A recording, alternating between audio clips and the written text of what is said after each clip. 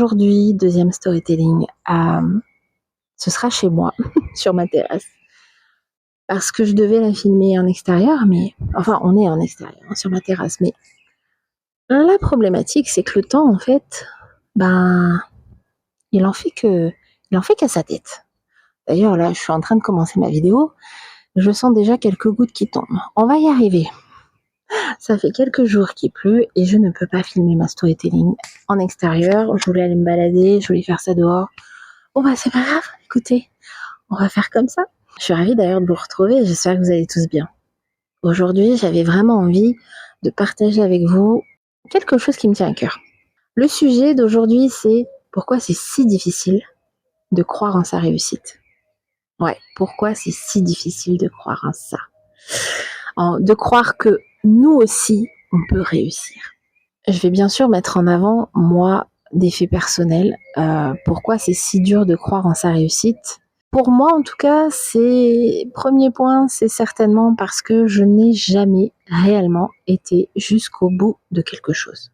Et je parle bien sûr, pas forcément du côté très personnel, construction de famille par exemple, ce genre de choses. Non, je parle vraiment de quelque chose que j'aurais pu accomplir en dehors de cette structure familiale. Un emploi que j'aurais pu garder jusqu'au bout, ou que j'aime jusqu'au bout, ou une activité professionnelle, ou un hobby, ne serait-ce que ça. Je crois que jusqu'à maintenant, j'ai jamais vraiment eu l'occasion de m'épanouir complètement dans une activité et d'aller surtout jusqu'au bout.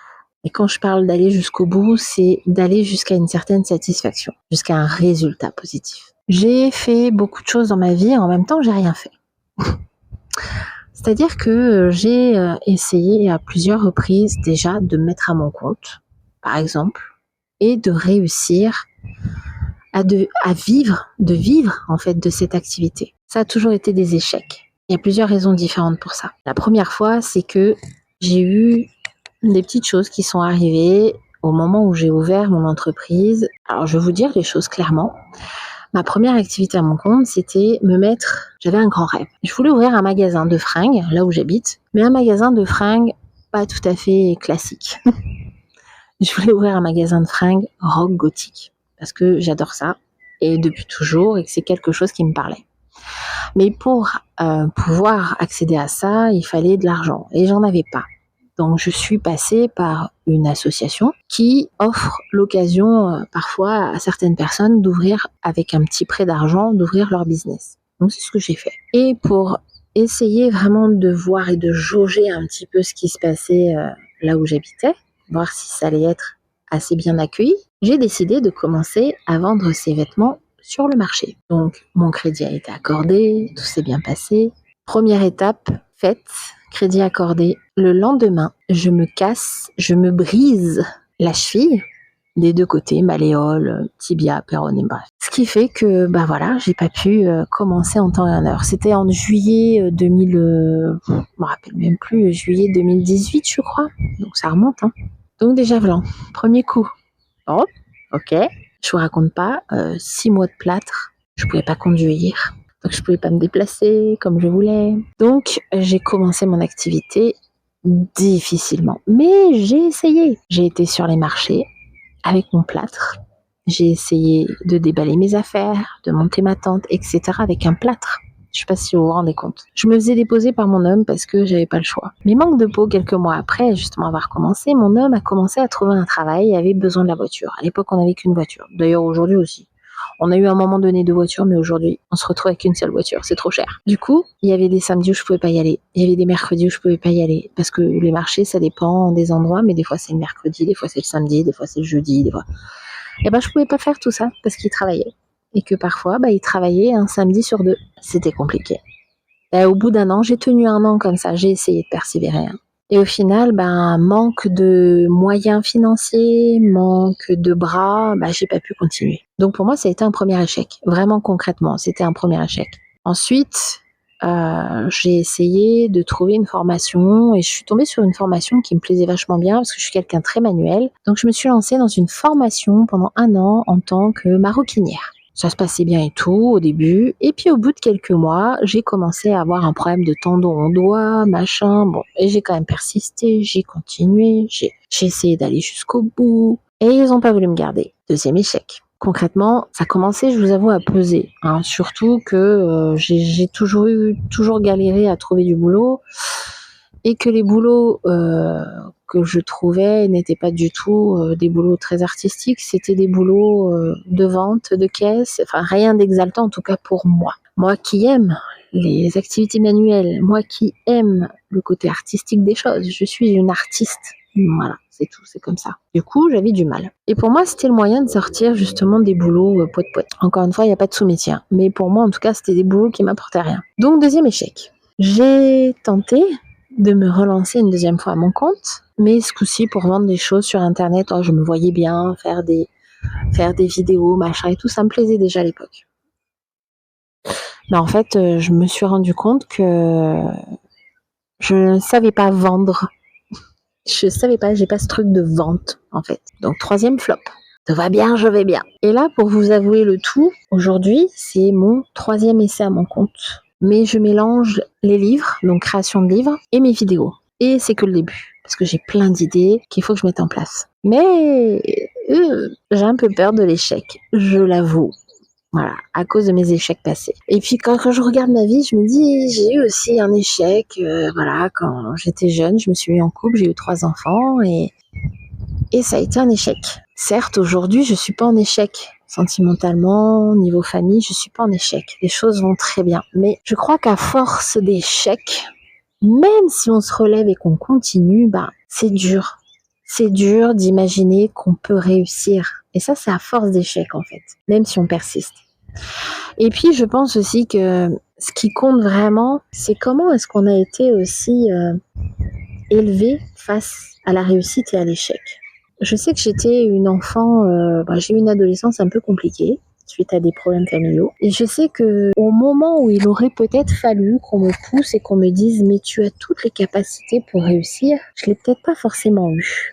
J'ai peut-être pas forcément été poussée, j'ai peut-être pas forcément été félicitée comme il le fallait ou comme j'aurais voulu qu'on me le fasse. Du coup, j'ai grandi avec ce truc de je suis un échec moi-même. Il faut dire ce qui est. Hein. Voilà, c'est vraiment ce que j'ai ressenti. Je suis un échec moi-même. J'ai pas continué l'école. J'ai arrêté à la quelques mois après un CAP que j'avais commencé. Un échec scolaire. J'étais un échec pour mes parents parce que j'étais une ado perturbée. J'ai été en échec dans ma vie personnelle. Et puis derrière, tout ce que j'ai entrepris était des échecs. Je pense que c'est ça profondément qui fait qu'aujourd'hui, personnellement, j'ai toujours un peu de mal à croire que je peux réussir quelque chose. Et pourtant, la dernière fois, j'y pensais et je me disais, mais Arina, est-ce que tu te rends compte quand même que malgré tout ce que tu as pu vivre de merdique dans tes premières années de vie d'adulte, tu as réussi une chose. Tu as réussi à élever 3 filles, parce que mes 4 premiers enfants sont des filles, mais mes 3 premières d'une première union, j'ai réussi à élever 3 merveilleuses filles qui, malgré quelques blessures intérieures, sont des filles et des femmes accomplies aujourd'hui merveilleuses, qui n'ont pas peur des difficultés, qui sont extrêmement courageuses, qui apprennent elles-mêmes à être dans la réussite, je pense. J'ai une de mes filles qui est maman, qui apprend à s'accomplir en tant que mère et qui est merveilleuse en tant que maman, et c'est déjà une femme merveilleuse de base. J'ai ma deuxième qui est une femme merveilleuse aussi, c'est une femme qui est aventurière, qui n'a pas eu peur de partir à 18 ans à l'île de la Réunion pendant des années, qui n'a pas eu peur pour la première fois dans la famille de faire des grandes études, même si elle n'a pas été jusqu'au bout, parce qu'au final elle s'est rendue compte que ça ne lui parlait plus. Et aujourd'hui, elle est patronne d'un restaurant. Elle va ouvrir son deuxième business dans le tatouage. Et ma troisième, qui aujourd'hui s'accomplit aussi en se cherchant, malgré les difficultés, qui souhaite aussi se mettre un jour à son compte. Ma quatrième, elle est jeune, encore elle a 15 ans. Donc, pour l'instant, on la laisse grandir. Mais voilà, je me dis, Arina, t'as réussi ça quand même. T'as réussi à élever 3 filles, merveilleusement, parce que malgré les difficultés et le manque d'outils que j'avais en main, j'avais des gros manques affectifs, maturité, etc. Mais j'ai réussi à les élever et à faire en sorte que quand elles grandissent, en grandissant, elles comprennent qu'elles aussi, elles peuvent rechercher cet accomplissement, cette réussite, avec leurs propres qualités, leur propre pouvoir en fait. Et pour moi, c'est une réussite merveilleuse. Je me dis, mais pourquoi tu penses pas comme ça quand il s'agit de tes business? Pourquoi tu peux pas t'imaginer que oui, demain, tu peux créer quelque chose qui attire, qui intéresse, qui soulage, qui émerveille, qui... Je ne sais pas, mais pourquoi? Ah oui, j'en suis capable. Bien sûr, je me dis, bien sûr, je peux en être capable. Mais c'est une bataille constante. Croire en sa réussite, c'est une bataille constante. Et puis, je crois qu'il faut vraiment aussi apprendre à se détacher de beaucoup de choses quand on veut réussir. Faut se détacher du regard des autres. Faut se détacher de l'attente que nous, on peut avoir vis-à-vis des autres par rapport à ce qu'on projette. Parce que parfois, on projette des choses et on se dit oh, « mais j'attends qu'on me félicite » ou « j'attends qu'on soit fier de moi » ou « j'attends… » Ça, faut arrêter. Il y a plein de choses comme ça, en fait, qu'il faut mettre de côté pour réussir à commencer à croire que c'est possible de réussir. C'est hyper compliqué, je l'avoue. Je l'avoue encore à mon âge, la quarantaine passée, j'y travaille fortement. Et ma troisième activité, là, va me faire continuer à travailler ça. J'espère vraiment être dans cette réussite, mais je pense que déjà, je le suis. Je pense que on a peut-être une vision de la réussite qui est complètement déformée. C'est-à-dire que on peut croire peut-être que la réussite, c'est gagner beaucoup d'argent, être reconnu, être connu, félicité, etc. C'est ce que je vous dis. Mais et pourquoi la réussite, ce serait pas juste être heureux de ce qu'on fait, de se sentir justement accompli parce qu'on fait quelque chose qui nous plaît. C'est sûr que si on peut en vivre dans ce monde où on vit, ça serait bien, hein, ça sert à quelque chose, ça servirait à quelque chose. Mais je crois que croire en sa réussite, c'est déjà ça. C'est déjà se dire que le fait d'avoir osé passer le premier pas et de pas juste rêver, c'est déjà un début de réussite. Moi, je suis déjà en train de travailler ça, je suis déjà en train de me dire ça et je pense que je suis déjà en train de le réaliser en fait.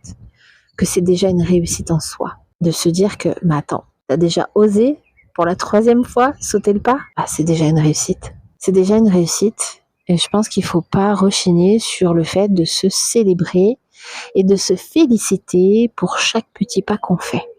Ouais, clairement.